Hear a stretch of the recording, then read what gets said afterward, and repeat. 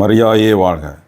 அன்பான மரியணை கணப்போர் YouTube channel நேயர்களே, உங்கள் அனைவருக்கும் தேவனின் பெயரால் வாழ்த்துக்கள்.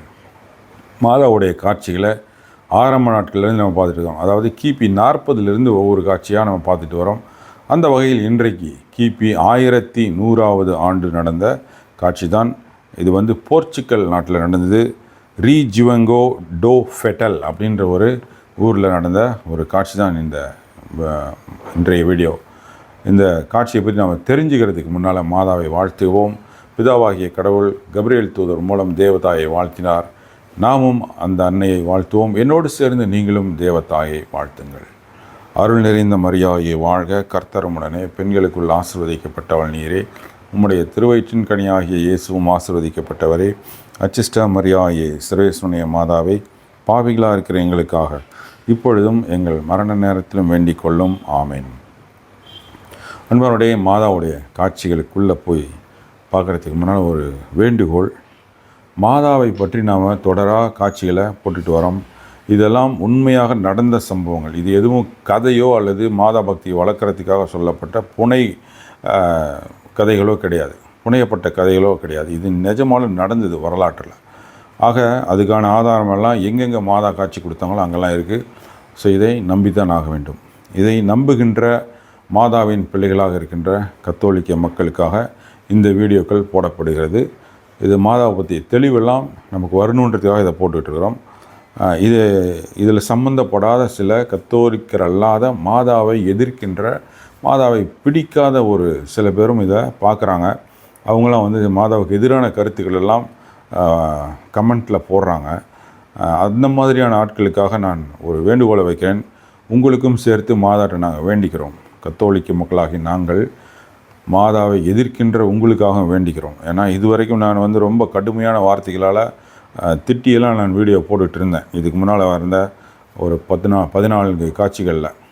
ஆனால் ஏன் அவங்கள திட்டணும் அப்படின்ற மாதிரி மாதா சில அறிவுரைகள்லாம் எனக்கு நபர்கள் மூலமா கொடுத்ததுனால நான் என்ன பண்ணுறேன், இப்போ அவங்கள திட்டலை. நான் திட்டாமல் அந்த பாவப்பட்ட பரிதாபத்துக்குரிய அந்த ஆன்மாக்களுக்காகவும் மாதாட்ட வேணலான்ட்டுன்னு எனக்கு ஒரு ஆசை. அந்த மாதிரியான நபர்கள் தயவுசெய்து நீங்கள் இந்த காட்சிகளை பார்த்து மனம் திரும்பி மாதாட்ட வாங்க, ஆண்டவர்கிட்ட கூட்டிகிட்டு போவாங்க உங்களை. எனவே உங்களுக்காகவும் நான் வேண்டிக்கிறேன். ஆனால் ஒரு வேண்டுகோள், உங்களை மாதாவை எதிர்க்கின்றவங்களுக்கு தயவுசெய்து மாதாவெல்லாம் எதிர்த்துலாம் கமெண்ட்லாம் போடாதீங்க. ஏன்னால் கடவுளுடைய தாயை நீங்கள் அவமதித்தால் கடவுளையே அவமதிப்பதாக தான் அது அர்த்தம். பிதாவாகிய கடவுளை நீங்கள் அவமதிப்பீங்க, சுதனாகிய கடவுளை நீங்கள் அவமதிக்கிறீங்க, பரிசுத்த ஆவியாகிய கடவுளை நீங்கள் அவமதிக்கிறீங்க. இந்த 3 பேருடைய அவமதிப்பும் ரொம்ப ரொம்ப பெரிய தண்டனைக்குள்ளாகும். அந்த தண்டனையெல்லாம் உங்களுக்கு வேணான்ட்டு நாங்கள் மாதாட்ட வேண்டுறோம். தயவுசெய்து இதை புரிஞ்சுக்கங்க. அன்பானவர்களே, இந்த காட்சிக்குள் இன்றைக்கு போகலாம். மாதா 1100 ஆண்டு போர்ச்சுக்கல் நாட்டில் ரீஜுவெங்கோ டோ ஃபெட்டல் அப்படின்ற ஒரு ஊரில், சின்ன கிராமத்தில் தோன்றினது. இலைகளின் அன்னை அப்படின்ற பேரில், அவர் லேடி ஆஃப் த ஃபர்ன்ஸ் அப்படின்ற பேரில் இந்த காட்சி நடைபெறுது. கடும் வறட்சியும் பசியும் நிலவிய நேரத்தில் ஒரு ஆடு மேய்க்கும் சிறுமி தன்னுடைய ஆட்டு மந்தைகளை காட்டுக்குள்ளே போய் மேய்ச்சிட்ருக்குது. அந்த நேரத்தில் அந்த சிறுமிக்கு பசி எடுத்துடுது. பசி எடுத்த உடனே அதுக்கு ரொம்ப வீக் ஆகிடுது. அப்போ என்னடா செய்யுதுன்ட்டு அழுதுட்டுருக்குது அது. அந்த நேரத்தில் மாதா தோன்றுறாங்க. அந்த குழந்தைக்கு முன்னால் மாதா தோன்றுறாங்க. என் குழந்தையே ஏன் அழுகிற அப்படின்னு கேட்குறாங்க மாதா. அந்த குழந்தை எனக்கு பசிக்குது, எனக்கு ஒன்றும் இல்லை சாப்பிட்றதுக்கு அப்படின்னு சொல்லுது. அப்போ அவங்க மாதா என்னன்றாங்க, போய் உங்கள் அம்மாட்ட கேளு, வீட்டுக்கு போய் கேளு அப்படின்னோடனே, நான் ஏற்கனவே கேட்டுட்டேன், அம்மாட்ட எதுவுமே இல்லை, ரொட்டி இல்லை அவங்க அம்மாக்கிட்ட அப்படின்ட்டு ரொம்ப வருத்தமாக அழுதுகிட்டே சொல்லுது. இல்லை, நீ வீட்டுக்கு போயிட்டு அந்த பீரோ இருக்கும், அதை திறந்து பாரு, அங்கே ரொட்டி இருக்குன்னு நான் ஒரு பெண் சொன்னாங்க காட்டில் அப்படின்னு உங்கள் அம்மாக்கிட்ட சொல்லு அப்படின்ட்டுன்னு சொல்கிறாங்க மாதா. இந்த சீனை நீங்கள் நினச்சி பாருங்கள், எவ்வளோ ரம்மியமான அழகான ஒரு காட்சியாக இருக்கும். ஒரு குழந்தை பசியில் வாடுறத மாதா பார்த்துட்டு மோட்சத்துலேருந்து இறங்கி வந்து அந்த குழந்தையோட பசியை தீர்க்கிறதுக்கு எவ்வளோ அழகான சம்பவத்தை செய்கிறாங்க பாருங்கள். அந்த குழந்தை மாதா சொன்னதை கேட்குது. சரி, வீட்டுக்கு போய் கேட்கலாம், இந்த அம்மா சொல்கிறாங்களே அப்படின்ட்டுன்னு கேட்குது. வீட்டுக்கு போகிறாங்க. அந்த குழந்தை போயிட்டு அம்மாட்ட சொல்லுது, அம்மா வந்து என்னன்றாங்க, என்கிட்டேது ரொட்டி பீரோலலாம் ரொட்டி கிடையாது, நான் செய்யலையே வைக்கலையேன்றாங்க. இல்லை, இந்த மாதிரி ஒரு அம்மா, ஒரு அழகான அம்மா காட்டில் வந்தாங்க, அவங்கள பார்த்தேன் நான், அவங்க தான் சொன்னாங்க, போய் பாரு உங்கள் அம்மாக்கிட்ட சொல்லு போய் அப்படின்னு சொன்னாங்க அப்படின்னு சொல்லுது. உடனே அந்த அம்மா குழந்தையை கூட்டிகிட்டு போய் பீரோவை திறந்து பார்க்குது. அங்கே இதுவரைக்கும் இந்த உலகத்தில், இந்த பூமியில் யாருமே செய்யாத ஒரு மிக அற்புதமான ஒரு ரொட்டி அங்கே இருக்குது. பார்க்குறப்பே அது ரொம்ப இனிமையாக இருக்குது. அப்போ அந்த குழந்தைக்கு அவங்க அம்மா எடுத்து தராங்க, சாப்பிடுது. அந்த மாதிரியான ஒரு சுவையான ரொட்டியை, ப்ரெட்டை இதுவரைக்கும் அது சுவைச்சதே இல்லை. அவ்வளோ சுவையாக இருந்திருக்குது. அது அவ்வளோ திருப்தியாக அதை சாப்பிட்ருக்குது அந்த குழந்தை.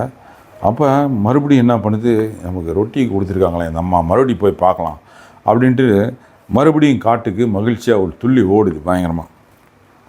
அப்போ மாதா தோன்றி அந்த இடத்துக்கு வந்தவுடனே அங்கே மாதாவை பார்க்குறாங்க. நீ இந்த இடத்துல வந்து ஒரு கோவில் கட்ட சொல்லு என்னுடைய நினைவாக அப்படின்ட்டுன்னு சொல்கிறாங்க. நீ போய் ஊர் பெரியவங்கள்ட்ட போய் சொல்லுன்னு அந்த குழந்தைகிட்ட சொல்கிறாங்க.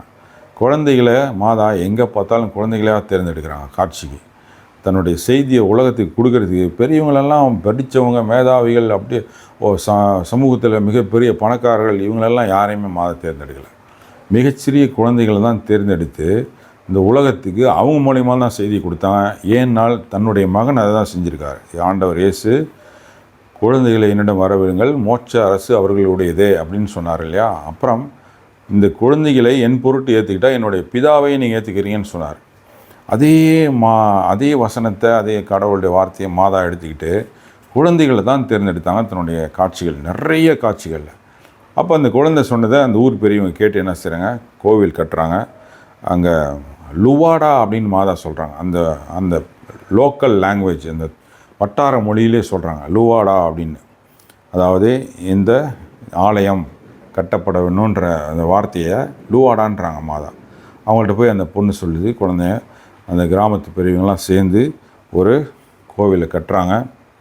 அங்கே பார்த்திங்கன்னா மாதாவுடைய சுரூபம் அங்கே இருக்குது. சின்ன ஒரு சுரூபந்தான்.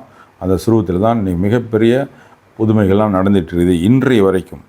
பிறகு அங்கே ஒரு அதிசயமான நீரூற்றை மாதா தோன்ற செஞ்சாங்க. அந்த நீரூற்று நிறைய பேருக்கு நன்மைகளை கொடுத்துட்டு வருது. நோயாளிகள் அவங்க நல்லா வராங்க, குணமாக வராங்க. இன்னும் என்னென்ன நம்ம நினச்சி வேண்டி அந்த தண்ணீரை குடிக்கிறோமோ எல்லாமே நமக்கு கிடைக்கிறது. இன்னி வரைக்கும் அந்த புதுமைகள் அங்கே நடந்துகிட்ருக்குது. இதில் மாதா இந்த செய்தியில், காட்சியில் சொல்கிற செய்தி என்னென்னா, தேவைகளில் உதவும் அன்னையாக மாதா இருக்கிறாங்க. அதுவும் பசியாற்றும் அன்னையாக இருக்கிறாங்க. இந்த குழந்தை காட்டில் இருக்குது, அதோடைய பசியை தெரிஞ்சு வானகத்திலேருந்து இறங்கி வந்து பசியாற்றுறாங்க மாதா. ரெண்டாவது, குழந்தைகளை கவனிக்கிற தாயாக இருக்கிறாங்க மாதா. இதே மாதிரி காட்சி தான் கிபி 105ஆவது ஆண்டு நம்ம நாட்டில் இந்தியாவில் கேரளாவில் குறவிலங்காடு அப்படின்ற இடத்துல நடத்தினாங்க இந்த காட்சியை. அந்த குறவிலங்காடு காட்சியை பற்றிய விவரம் நம்ம மரியணை கணபோர் சேனலில் இருக்குது, பார்த்துக்குங்க. அந்த குறவிலங்காட்டிலையும் இதே மாதிரி ஆடு மேய்ச்சிட்ருக்கிற சிறுவர்களுக்கு தான் பசியால் வாடுறாங்க. அவங்களுக்கு மாதா தோன்றி கல்லை எடுத்து அதை ரொட்டியாக ஆக்கி கொடுக்குறாங்க மாதா. பிறகு அவங்க தண்ணி குடிக்கணும் இல்லையா, சாப்பிட்டுட்டாங்க, தண்ணி குடிக்கணும் இல்லையா, உடனே என்ன செய்கிறாங்க, அந்த இடத்துல நீரூற்றை வர வச்சு பருக சொல்கிறாங்க, குடிங்க அப்படின்ட்டு.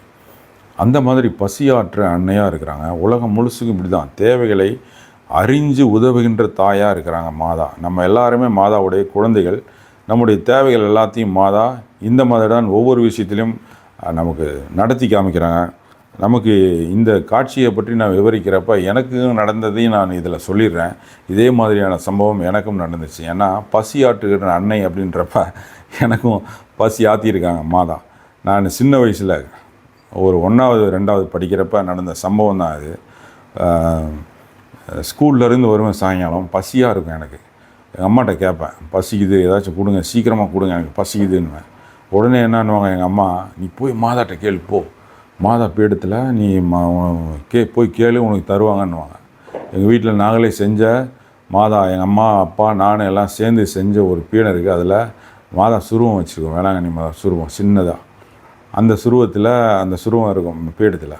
எங்கள் அம்மா என்னன்னுவாங்க, நீ போய் கேளு, அங்கே உனக்கு வச்சுருப்பாங்க, ஏதாச்சும் நீ எடுத்து சாப்பிடு அப்படின்வாங்க. நான் போய் அங்கே ரொம்ப பயபக்தியாக நின்றுக்கிட்டு வேண்டுவேன். நான் மாதாவே எனக்கு பசிக்குது, சீக்கிரமாக எனக்கு ஏதாச்சும் கொடுங்க அப்படின்னு வேண்டுவேன். ஹைட்டு கம்மின்றதுனால இப்படி அண்ணாந்து பார்த்து வேண்டுவேன்.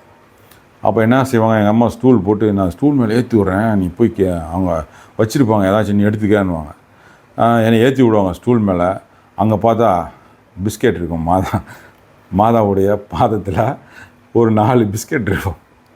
அந்த பிஸ்கெட் எடுத்து நான் ரொம்ப சந்தோஷமாக மாதாவே கொடுத்த பிஸ்கெட்டு அப்படின்ட்டு அதை எடுத்து சாப்பிட்டுட்டு பசி எனக்கு ரொம்ப ஆறும், சந்தோஷமாக இருக்கும். எப்படின்னா நான் அதை உண்மையாலுமே மாதா கொடுத்ததாக தான் நான் நினச்சேன். அப்போ இது எங்கள் அம்மா ஏற்கனவே அங்கே வச்சுட்டு நான் வருவேன்னு தெரிஞ்சதை வச்சுட்டு மாதாட்ட வேண்ட சொல்லி மாதா கொடுப்பாங்கன்ற மாதிரி செஞ்சது. ஆனால் நான் என்ன நினச்சேன்னா, உண்மையாலுமே இது மாதா தான் கொடுத்தாங்க அப்படின்னு நினச்சிட்டு அதில் 4 பிஸ்கெட் இருக்கும்.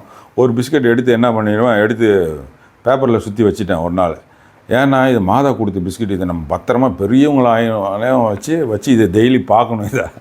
ஏன்னா இது அங்கே மோட்சத்துலேருந்து மாதா கொண்டு வந்தது இல்லையா, அதை நம்ம வந்து ஞாபகமாக வச்சுக்கணும் அப்படின்ட்டு என்ன பண்ணேன், பேப்பரில் சுற்றி வச்சுக்கிட்டேன்.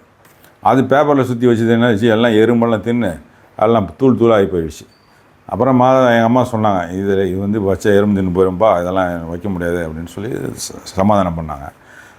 அந்த காட்சி அந்த எனக்கு நடந்தது, இந்த காட்சியை சொல்கிறப்ப எனக்கு ஞாபகம் வந்துச்சு. ஸோ இதையும் நான் ஷேர் பண்ணுறேன் மாதாவுக்காக. ஸோ நம்ம குழந்தைங்களெல்லாம் மாதா பக்தியில் வளர்க்கணுன்றதுக்காக இதெல்லாம் சொல்ல வேண்டியதாக இருக்குது. மாதாவுடைய கருணை இரக்கம் எப்பயுமே யாருக்குமே உண்டு. மாதாவை நேசிக்கின்றவர்களுக்கு உண்டு, மாதாவை வெறுக்கின்றவர்களுக்கும் இதை மாதா கொடுக்குறாங்க. இதில் பாரபட்சமே கிடையாது. ஏன்னா மாதா கிட்ட தான் நம்ம இந்த உலகத்தையே கடவுள் கையில் ஒப்படைச்சிருக்கார். சிலுவை அடியில் அருளப்பெருட்ட இதோ உன் தாயின்னு எப்படி சொன்னார் ஆண்டவர் உயிர் விடுறதுக்கு முன்னால்.